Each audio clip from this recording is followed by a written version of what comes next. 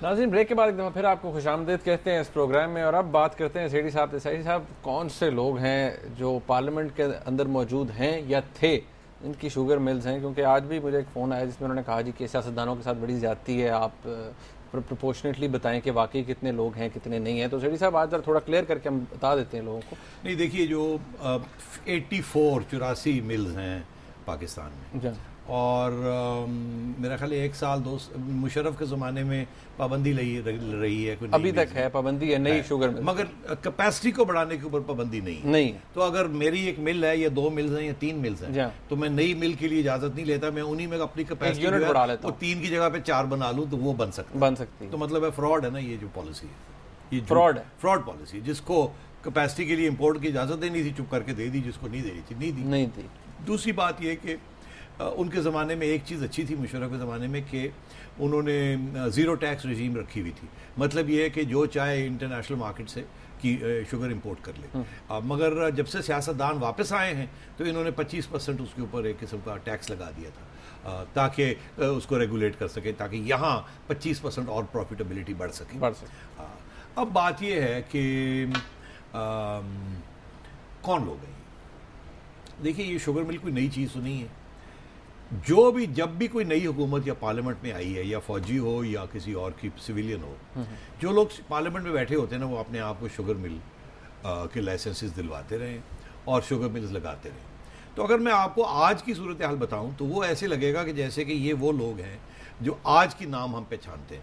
मगर अगर 10 साल पहले ये मुझे सवाल पूछते तो मैं कोई और लिस्ट लेता जिसके नाम आप 10 साल पहले उन लोगों को पहचानते थे। सही, मेरी बात समझ रहे हैं? तो मैं अगर आपको 30-32 मिलों के डिटेल्स आपको मोटी मोटी बात बता दूं तो इसका ये मतलब नहीं है कि 84 में से 30-32 ही सियासतदान ओब्लिक बिजनेसमैन की है।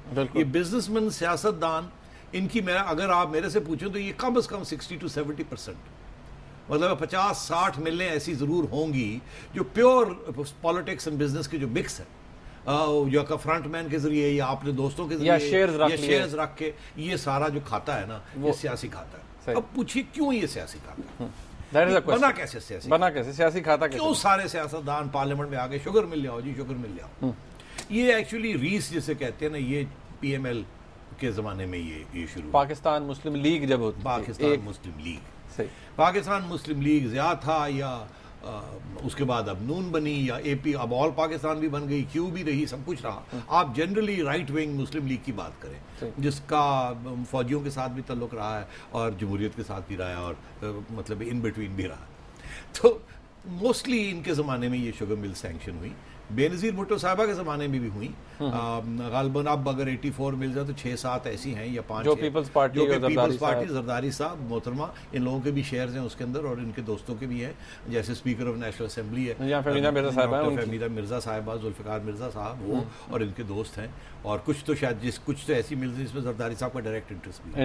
मगर अगर आप नून की तरफ या PML की तरफ आए तो मैं समझता हूँ कि अगर आप पीपल्स पार्टी की 6-7 निकाल दें तो बाकी सारी जो है ना वो दूसरे खाते में आती है। वो सारी पाकिस्तान मुस्लिम लीग की हैं। अब नून की ज्यादा है वैसे। नून की सबसे ज्यादा है इस वक्त। अब आप देखिए, नवाज शरीफ साहब और शरीफ बरादरान, इनकी जो फैमिली है इस वक्त उनके पास 11 मिले जिसमें मेजॉरिटी शेयर्स उनके, और 9 थी, सुना 2 और इधर से कुछ पकड़ ली उन्होंने। इधर से पकड़ ली, हाल ही में उनके भी डिटेल्स मिल जाएंगे। अच्छा, और नाम लेने की क्या ज़रूरत है, वो सारे हैं। ब्रदर शुगर मिल है, अब्दुल्ला शुगर मिल है, चन्नार शुगर मिल है, चौधरी शुगर मिल है, हसीफ वकास है, इत्तफाक शुगर मिल है, कश्मीर शुगर मिल है। ये मैंने नाम लिखे हुए सारे, ये सारे हैं, ठीक है, ये गिनते जाएं आप। उसके बाद आप आ जाएं अपने PML F की तरफ, फंक्शनल पीर पगाड़ा साहब, और उनके जो लीडिंग कैंडिडेट हैं जहांगीर तरीन साहब, जो कि अगले शायद प्राइम मिनिस्टर भी बन जाएं अगर इनकी छुट्टी करा दी जाए और मियाँ साहब को दावत ना मिले तो उनकी भी 2 हैं। अच्छा, उसके बाद आ जाएं आप फ्रंटियर में चले जाएं, अब्बास सरफराज साहब हैं, बड़े पुराने घोड़े जी, नौजवान good looking young man, but very rich, filthy rich जिसे कहते हैं, और उनकी भी 5 है। मेरा ख्याल है कि शरीफ के बाद नंबर 2 पे घोड़ा उनका दौड़ है, उसमें काफी शुगर डाली थी उसके एनर्जी आया। अच्छा, नसरुल्लाह दरेशक साहब जो कि फरूक लगारी साहब के एक ज़माने में दोस्त थे और डीजी खान और उस इलाके से राजनपुर से हैं, उनकी भी एक है। चीमा साहब हैं, नेशनल शुगर मिल्स हैं, उनकी भी एक है।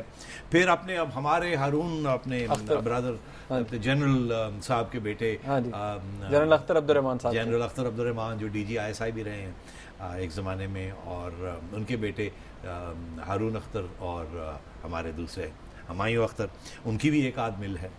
उसके बाद अपने पुराने मियाँ अजहर साहब, आपको याद होगा, फॉर्मर गवर्नर का, बड़े शरीफ आदमी हैं, बड़े अच्छे आदमी हैं, मगर उन्होंने भी कहा आते आते यार एक अंदर भी दियो ना जरा, उन्होंने भी हाथ पा लिया। उसके बाद अपने तुसी आ जाओ अपने वो उधर फिर चले जाए फंक्शनल की तरफ। 4-5 मेंबर है फंक्शनल के, मगर मिले उतनी है जितने मेंबर्स हैं। मखदूम अहमद महमूद साहब हैं, उनकी भी 2-3 हैं, उनकी है। फिर वो अपने दूसरे उनके साहब दोस्त हैं उनके, वो क्या नाम है उनका, भारत छोड़िए।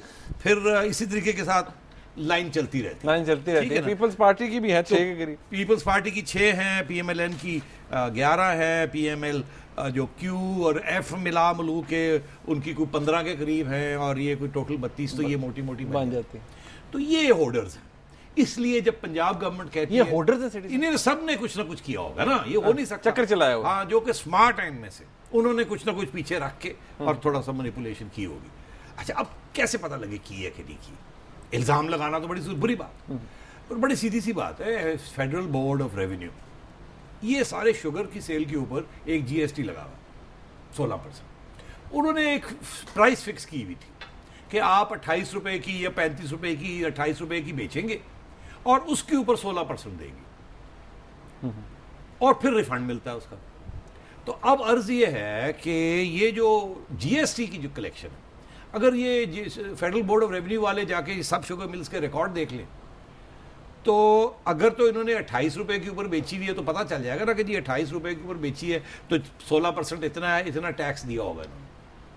अगर इन्होंने उससे ज्यादा पे बेची तो या तो रिकॉर्ड नहीं होगा, वो घपला किया होगा, अंडर द काउंटर बेच दी होगी, कच्चे ले ले उनके पास, क्योंकि वो 16% तो बनता है, 28 रुपए का एक ही अमाउंट बनेगा ना। तो वो अब, और अगर उन्होंने 50 पे बेची और 60 पे बेची है कुछ, तो वो तो फिर 16% उसमें देना, और अगर नहीं दिया तो वो चोरी है। आप मेरी बात समझ रहे हैं? तो पकड़े जाएंगे अगर कोई पकड़ना चाहे तो, मगर पकड़े नहीं जाएंगे क्योंकि कोई पकड़ना नहीं चाहेगा, क्योंकि यही लोग पंजाब की हुकूमत चला रहे हैं, यही लोग फेडरल गवर्नमेंट चला रहे हैं, यही लोग सिंध की गवर्नमेंट चला रहे हैं, यही लोग फ्रंटियर के अंदर इनकी अलायंसेस। अच्छा, कितनी ज्यादती है, कितनी ज्यादती है। फिर हम ये बात क्यों कहते हैं, अगर हम फेडरल गवर्नमेंट की बात करें, पंजाब गवर्नमेंट की, फिर हम ये क्यों कहते हैं कि यहाँ पर पुअर गवर्नेंस है जी, यहाँ पर को ब्लैक मार्केटिंग को कोई नहीं रोकता जी, यहाँ पर होर्डिंग को कोई नहीं रोकता।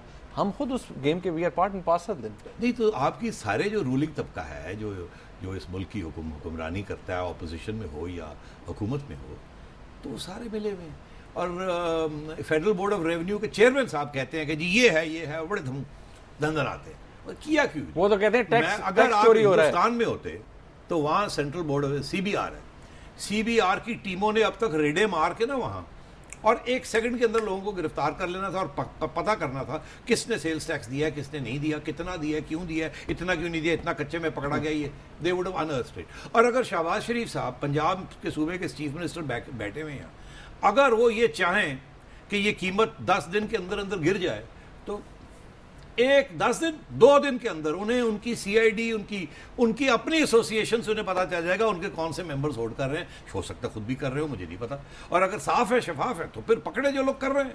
ये बात नहीं है जी हमें तो पता ही नहीं है, ये अलकायदा के लोग हैं जो छुपे हुए, जो आपको पता नहीं है मिसाइल्स कहाँ बना रहे हैं, वो नाम सामने आपके, पता है आपको कहाँ से ट्रक उतरता है, कहाँ जाता है, क्या होता है। सीधी सी बात है, 11 मिले हैं ना, 11 मिल हैं, मिल्स हैं 9 हैं, कम से कम आप उन पे सब्सिडाइज्ड रेट पे लोगों को देना शुरू कर दें। आवाम का इतना दर्द है तो कुछ कर दें। तो सीधी सी बात है, ये सारे मिले हुए। और ये जो है ना, वो कहते, मैंने पूछा एक साहब से, मैंने कहा यार छोड़ दियो, क्यों करते हैं आप लोग ऐसे? वो कहने लगा अगली इलेक्शन लड़नी है हमने, कोई पता नहीं हुकूमत न गिर जाए, कोई उनको पता नहीं इलेक्शन आ जाए तो कुछ 4 पैसे तो जेब में होने चाहिए। तो मैंने कहा यार ये गरीबों का खून चूसना है आप लोगों ने। बस हालत कोई नहीं, मैं यहाँ ब्रेक ले लूँ। नाज़रीन, यहाँ पर एक ब्रेक लेते हैं और इसके बाद जब हम आएंगे तो नवाज शरीफ साहब ने क्या लिखा है जरदारी साहब को अपने खत में, वो आपसे डिस्कस करेंगे और शरीफ साहब को पॉइंट ऑफ व्यू भी लेंगे उसके ऊपर। एक ब्रेक के बाद हमारे साथ रहिएगा।